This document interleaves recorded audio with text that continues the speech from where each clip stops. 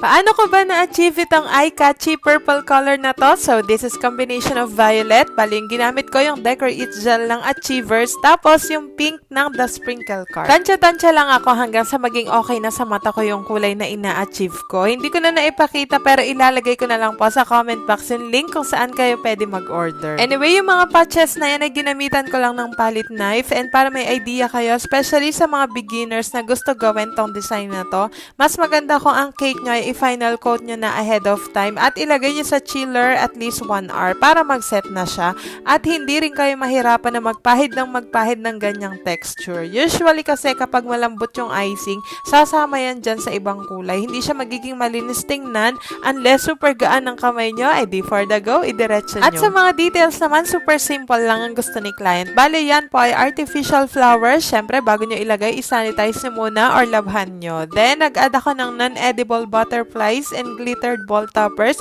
Ilalagay ko din po sa baba yung link kung saan ko siya nabili. Sa dedication, meron akong naka-ready na acrylic happy birthday. Tapos, sinulat ko lang yung name niya. And for added decoration, silagyan ko din ng mga gold rajes. By the way, ang size ng cake na to ay 6x6. Sakto lang yung 10-inch drum board dyan. Kung may mga ilalagay kayong details sa baba, katulad niyang gawa ko. So, ayan, tapos na. O, diba ang ganda ng kulay, no?